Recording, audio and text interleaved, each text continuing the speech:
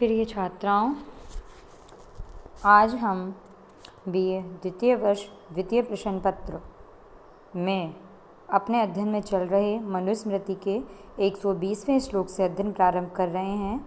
तो हम अपना अध्ययन प्रारंभ करते हैं। ऊर्ध्वं प्राणा ही उत्क्रामन्ति योनिः स्थितिर् आयति प्रत्युत्थानाभिवादाभ्यां पुनस्तान् प्रतिपद्यते। देखिए, इसमें अभिवादन की उचितता का प्रतिपादन करते हुए मनु कहते हैं कि क्या कहते हैं, देखो, ही निश्चित रूप से ही यानी क्योंकि सर्वप्रथम आया है तो क्योंकि स्थविर आया थे। स्थविर को कहते हैं वृद्धजन, बूढ़े व्यक्ति। स्थविर यानी कि वृद्धजन के या बूढ़े व्यक्ति के आयति आने पर, सप्तमी विभक्ति एक वचन है कि बूढ़े व्यक्ति के आने पर योनिः प्राणा, योनि यानी कि युवक के, प्राणः प्राण, युवक के प्राण, ऊर्ध्वम ऊपर की ओर, उत्क्रामन्ति उठने लगते हैं यानी उत्क्रमण करने लगते हैं या ऊपर उठने लगते हैं। तो दोबारा सुन लीजिए, मनु कह रहे हैं कि ही क्योंकि स्थविर आयति, बूढ़े व्यक्ति के आने पर योनिः प्राणा, युवक व्यक्ति के प्राण या युवक के प्राण ऊर्ध्वम ऊपर की ओर, उत्क्रामन्ति उठने लगते हैं। अतः प्रत्युत्थानाभिवादाभ्याम, प्रत्युत्थान यानी कि प्रत्युत्थान उठ करके, अभिवादाभ्याम और अभिवादन के द्वारा, पुनस्तान प्रतिपद्यते, वह पुनस यानी कि फिर, तान उनको, प्रतिपद्यते स्थिर करता है। यानी मनु के कहने का तात्पर्य यह है कि यदि कोई ज्ञानवृद्ध, वयोवृद्ध या तपोवृद्ध, इन तीनों में से कोई भी व्यक्ति किसी युवक के सामने आ जाता है तो उसे देखकर युवक के प्राण ऊपर की दिशा में ऊपर उठने लग जाते हैं। तो पूज्य व्यक्ति के हमारे तरफ आने से आदर भावना के द्वारा उठ करके और उनका अभिवादन करने से ही प्राणों का सामान्य गति से द्वारा संचार प्रारंभ हो जाता है। अतः युवक को अपने प्राणों को पुनः सुस्थिर करने हेतु सर्वप्रथम अपने आसन से उठकर उस पूजनीय व्यक्ति का अभिवादन करना चाहिए। झुककर वृद्ध व्यक्ति के चरण स्पर्श करने से प्राण पुनः अपनी गति में चलने लग जाते हैं। अतः वृद्धों को चरण स्पर्श कर अभिवादन करना चाहिए। दोबारा सुन लीजिए एक बार। मनु कहते हैं कि क्या कहते हैं ही क्योंकि स्थविर आयति, वृद्ध व्यक्ति के आने पर योनिः प्राणा, युवक के प्राण ऊर्ध्वम ऊपर की ओर, उत्क्रामन्ति उठने लगते हैं। अतः प्रत्युत्थान अभिवादाभ्याम उठ करके और अभिवादन करने से, तान उनको पुनः फिर वापिस से प्रतिपद्यते वो स्थिर कर लेता है। अतः ऐसे वृद्ध व्यक्ति के आने पर, वृद्ध व्यक्ति से तात्पर्य मनु ने यहाँ ज्ञानवृद्ध, वयोवृद्ध और तपोवृद्ध इन तीनों व्यक्तियों के लिए कहा है कि इनके आने पर अभिवादन जरूर अवश्य करना चाहिए। अगला नेक्स्ट श्लोक हम देखेंगे। अभिवादनशीलस्य नित्यं वृद्धोपसेविने चत्वारि तस्य वर्धन्ते आयुर्विद्या यशोबलम। देखो, बहुत अच्छा श्लोक है और इम्पोर्टेंट भी है।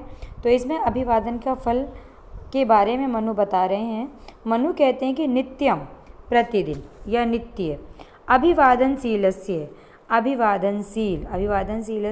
अभिवादनशील व्यक्ति के, वृद्धोपसेविने और वृद्धों की सेवा करने वाले व्यक्ति की, यानी कि अभिवादन करने वाले और वृद्धों की सेवा करने वाले व्यक्ति की, आयुर्विद्या यशोबलम तस्य उस व्यक्ति की आयुर्विद्या यशोबलम, आयु, विद्या, यश और बल, चत्वारी ये चार वर्धनते वृद्धि को प्राप्त करते हैं। देखिए, मनु का कहने का तात्पर्य कि जो व्यक्ति प्रतिदिन अपने आयु, विद्या, तप की दृष्टि से वृद्ध व्यक्ति को अपने स्थान से उठ करके या शास्त्रोक्त विधि से अभिवादन करता है तथा नित्य प्रति वृद्धों की सेवा करता है तो उसकी आयु, विद्या, यश, बल में वृद्धि होती है। क्यों? अर्थात अभिवादन तथा वृद्धों की सेवा करने वाले के आशीर्वाद से वह व्यक्ति दीर्घायु, विद्वान, यशस्वी और बलवान बनता है। अतः वृद्धों का अभिवादन करना चाहिए तथा उनकी सेवा भी करनी चाहिए। एक बार दोबारा सुन लीजिए। नित्यम प्रतिदिन, अभिवादनशील, वृद्धोपसेविना वृद्धों की सेवा करने वाले, तस्य उस व्यक्ति की, आयुर्विद्या यशोबलम आयु, विद्या, यश और बल, चत्वारी ये चारों वर्धनते वृद्धि को प्राप्त करते हैं। अगला नेक्स्ट श्लोक हम देखेंगे। अभिवादात परम विप्रो जायन सम अभिवादयन असो नाम अहम अस्मि इति स्वम नाम परिकीर्तियेत्। अब इसमें मनु अभिवादन की विधि का उल्लेख करते हुए कह रहे हैं कि अभिवादन करते हुए ब्राह्मण और अभिवादन के पश्चात ब्राह्मण क्या करे। तो देखिए मनु कहते हैं कि जायांसम, जायांसम यानी कि अपने से बड़े को, जायांसम अपने से बड़े को, अभिवादयन अभिवादन करता हुआ, विप्रो ब्राह्मण, अभिवादात परम अभिवादन के पश्चात यानी अपने से बड़े को अभिवादन करता हुआ ब्राह्मण अभिवादन के पश्चात, असौ नाम अहम अस्मि इति यानी कि अहम मैं, असौ नाम इस अमुक नाम वाला अस्मि हूँ, इति इस प्रकार से स्वनाम अपना नाम, अपने नाम का परिकीर्तियत उच्चारण करे। यानी कि अभिवादन के पश्चात व्यक्ति अपना नाम बताए कि मैं अमुक नाम वाला हूँ, इस प्रकार अपने नाम का उच्चारण करे। कहने का तात्पर्य है कि जब कोई व्यक्ति अपने से बड़े ज्ञानवृद्ध, वयोवृद्ध या तपोवृद्ध को प्रणाम करता है, तब वो उसके चरण स्पर्श करते हुए अमुक नाम वाला मैं आपको प्रणाम करता हूँ, इस प्रकार अपने नाम का उच्चारण करते हुए उसको अभिवादन करना चाहिए। इस प्रकार इस श्लोक में 3 कथन है कि अपने स्थान से उठना, वृद्ध के चरण स्पर्श करना, उसके पश्चात अपने नाम का उच्चारण करना। तो विप्र यहाँ विप्र का अर्थ ब्राह्मण होता है, लेकिन विद्वानों ने यहाँ विप्र का अर्थ ब्राह्मण, क्षत्रिय, वैश्य इन तीनों वर्णों के द्विजों से भी लिया है। तो दोबारा सुन लीजिए एक बार। जायांसम अभिवादयन, जायांसम अपने से बड़े का अभिवादन करता हुआ, विप्रो विप्र द्विज, अभिवादात परम अभिवादन के पश्चात, अहम असौ नाम अस्मि इति मैं इस नाम वाला हूँ, इस प्रकार से स्वनाम परिकीर्तियेत् अपने नाम का भी उच्चारण करे। इस प्रकार मनु ने यहाँ नाम के उच्चारण की भी अनिवार्यता प्रतिपादित की है। नेक्स्ट अगला श्लोक हम देख रहे हैं, 123वां श्लोक है। नामधेयस्य ये केचित् अभिवादं न जानते तान् प्राज्ञो अहमिति ब्रूयात् त्रये सर्वास्तथैव च। देखिए इसमें अभिवादन की दूसरी विधि का कथन करते हुए मनु कहते हैं कि ये केचित, कि जो कोई व्यक्ति, ये मीन्स जो कोई व्यक्ति नामधेयस्य अभिवादनम न जानते, नामधेयस्य नामोच्चारण पूर्वक अभिवादन करना न जानते नहीं जानते, यानी जो कोई व्यक्ति नामोच्चारण पूर्वक अभिवादन करना नहीं जानते हैं, तान उनको सर्वास्त्रय उनको तथा सभी स्त्रियों को, तान उनको, च और सर्वास्त्रय और सभी स्त्रियों को, तथा वैसे ही तथैव वैसे ही अहमिति मैं प्रणाम करता हूँ, इति प्राज्ञ ब्रूयात् इस प्रकार बुद्धिमान व्यक्ति बोले।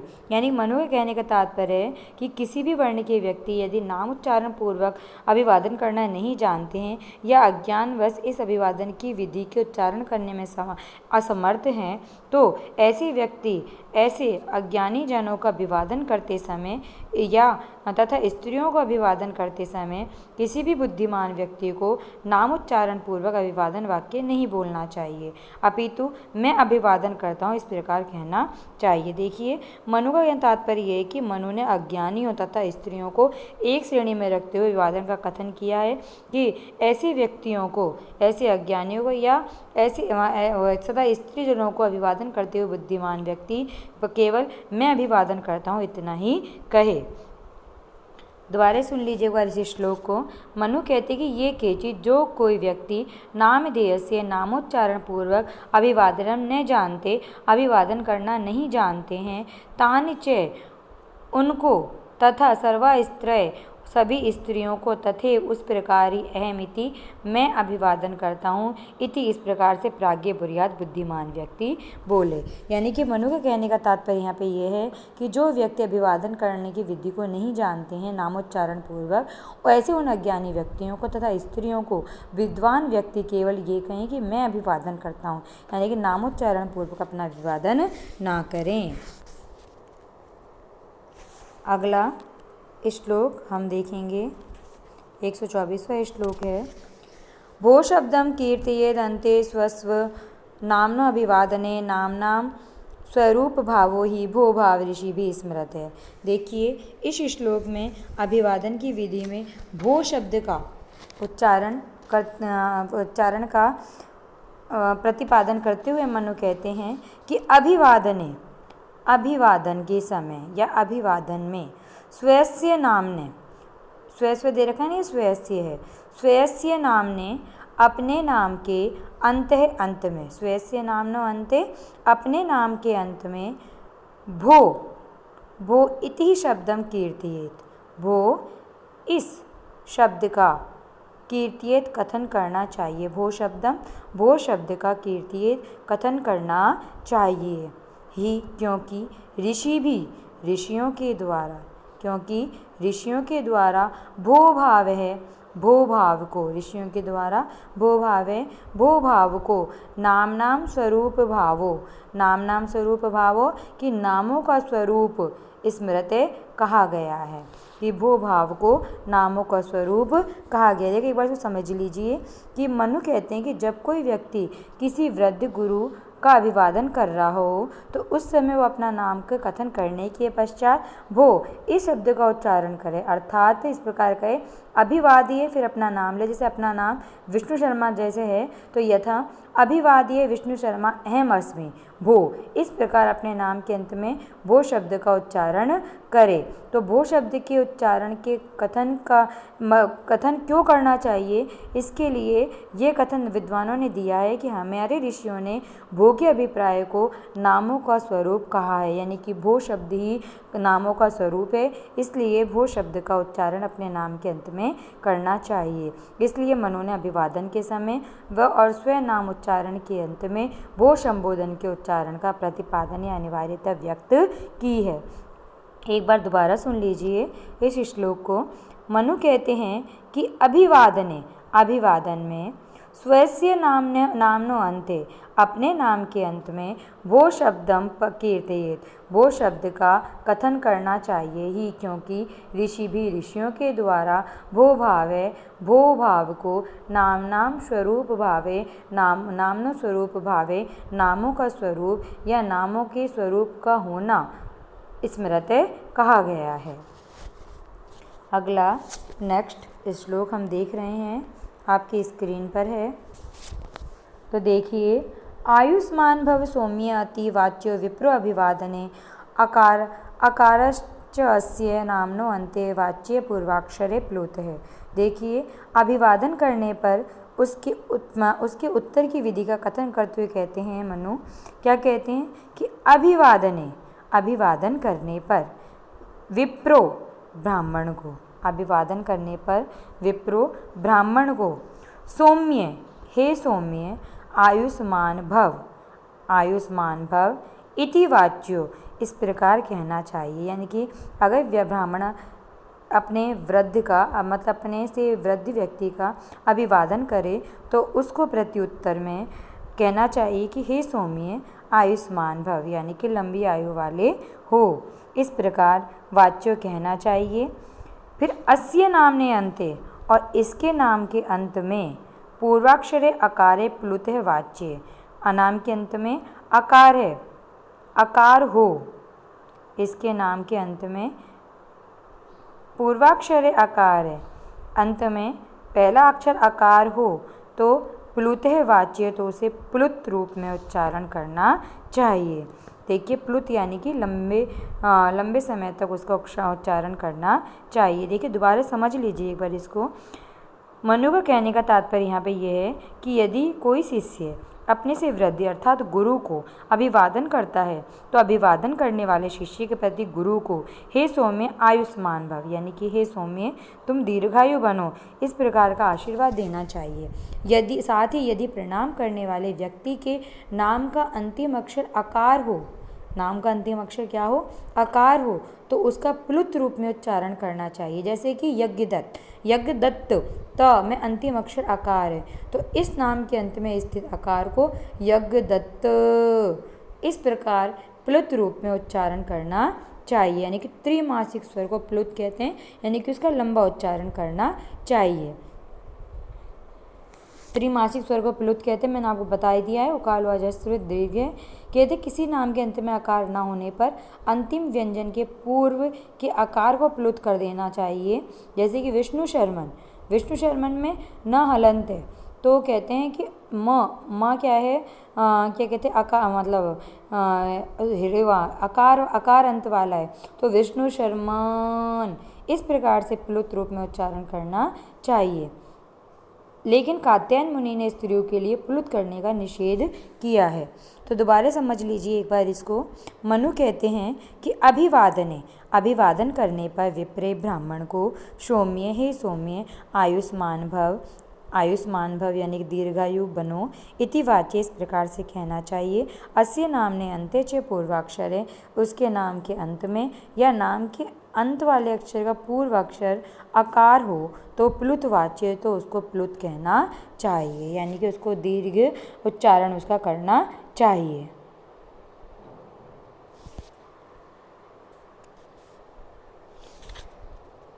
नेक्स्ट श्लोक हम पढ़ रहे हैं। यो न वेत्ति अभिवादस्य विप्रे प्रति अभिवादनम न अभिवाद्य से विदुषा यथा शूद्रस् तथैव च।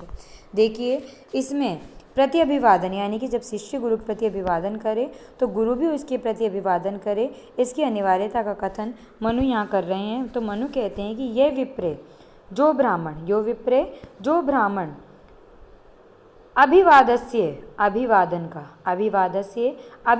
का प्रति अभिवादन करना ना वेत्ति नहीं जानता है, से वह विदुषा विद्वान व्यक्ति के द्वारा न अभिवादन के योग्य नहीं है। यथा जैसे शूद्र होता है, से तथैव वह वैसा ही होता है, यानी कि जैसा शूद्र होता है वो वैसे ही होता है। मनु कहने का तात्पर्य यह है कि यदि कोई व्यक्ति किसी ब्राह्मण को प्रणाम करता है और उस समय वह ब्राह्मण यदि अभिवादन के प्रत्युत्तर में अभिवादन करना नहीं जानता है अथवा अभिवादन का प्रत्यभिवादन करने में शब्द सामर्थ्य उसमें नहीं है, तो विद्वान व्यक्ति को चाहिए कि ऐसे व्यक्ति को अभिवादन भी ना करे, क्योंकि वह व्यक्ति शूद्र के समान अज्ञानी होने से अभिवादन का अधिकारी भी नहीं रह जाता है। अतः अभिवादन के योग्य व्यक्ति को ही अभिवादन करना चाहिए। तो मनु का तात्पर्य है कि जो व्यक्ति अभिवादन के बदले प्रति अभिवादन करे, ऐसे व्यक्तियों को ही अभिवादन करना चाहिए। दोबारा सुन लीजिए एक बार। यो विप्रे जो ब्राह्मण अभिवादन का प्रति अभिवादन करना ना वेत्ति नहीं जानता है, से वह व्यक्ति विदुषा विद्वान व्यक्तियों के द्वारा न अभिवादन के योग्य नहीं है। यथा शूद्र जैसा शूद्र होता है, तथैव सह वह वैसा ही होता है। आज के लिए इतना ही, अगला कल नेक्स्ट वीडियो में पढ़ेंगे। बहुत बहुत धन्यवाद आपको।